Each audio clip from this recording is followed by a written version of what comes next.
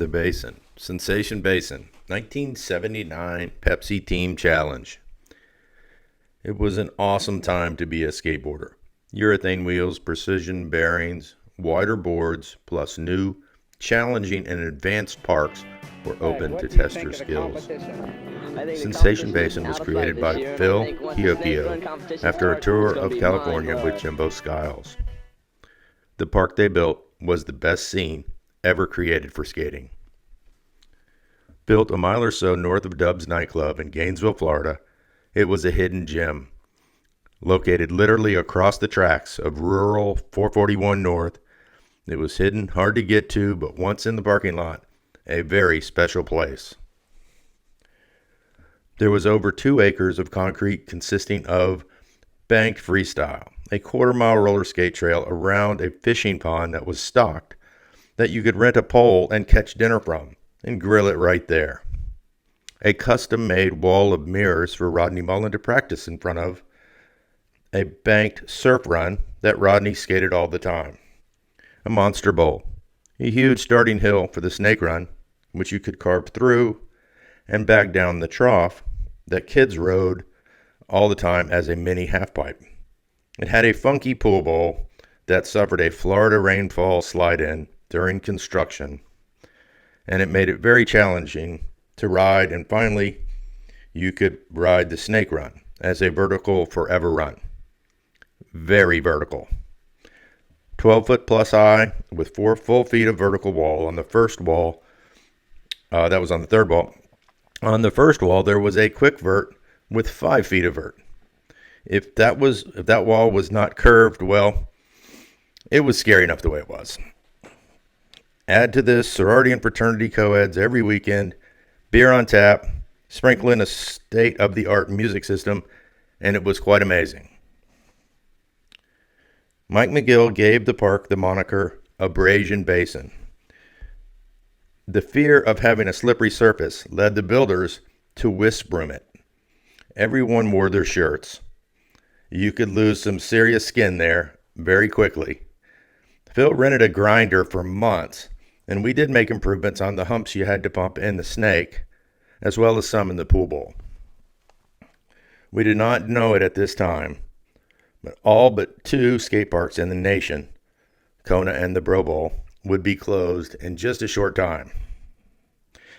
It was the end of an era, the beginning of a new one that lasts to this day on the back of one trick. Greg Michaud said it so well in the film, converted to video and now digitized by Phil. When the snake run event starts, it will be mind blower. And it was. The Police was a new band. Punk rock was blowing up. Blondie was a top 40 sensation. Henry Hester in California was starting his skate contest series. And still, Skateboarder magazine came once a month. There was no internet for another decade or so. Inverted aerials, rock and rolls, and big air were the most advanced tricks. And then along came Alan. Today's skaters have hours of video of themselves skating. Well, this video is some of the only footage I have of my skating. Over the years, it has come to be more than that. In fact, it's a very historic film in skateboarding. It is at this contest that Rodney Mullen sees Alan Gelfand do the ollie. Ask most young skaters, and they will say Rodney invented the ollie. No, he saw Alan do it on vertical walls, big ones, on a flat board. Let me say that again. A flat skateboard. All of the boards in this video are pre-concave. They're flat. The degree of difficulty not to be discounted. So the name of the event is the Pepsi Team Challenge. Back then you competed as a team, entering every event, even if you surfed through your routine. I don't know who would have done that. There were skate park and manufacturer teams. Every person was registered by age. No arbitrary beginner advanced sponsored categories. And you can ask Mike McGill. He got beat by Ray Diaz on multiple occasions. Mike still rips, is a veteran of decades of Bones Brigade experience, and I'm pretty sure he's gotten over it. For any California skaters who have not skated in Florida summer, ask Mr. Alva and Mr. Hosoi how hot and humid it is. I saw them skate Kona a few years back, and it was unbearably hot, and they kept charging. Major props to them. You sweat a lot, and it gets in your eyes. But they are professionals, and I admire their efforts. So as you watch this video, you have Rodney in a yellow shirt, skateboard inside and out, otherwise known as SIO skate shorts, designed and developed by Barry Zaritsky, Captain Barry, and Rodney's also got his Dutch boy haircut, following Alan Gelfand around. And Alan, he only did the ollie in his contest runs. Pretty sure that's all Mutt needed. And we referred to Rodney as Mutt at the time, because he had a habit of barking instead of talking. Now, not long after that, Rodney did his Mutt hop, a flatland ollie soon to be followed by that ollie kickflip.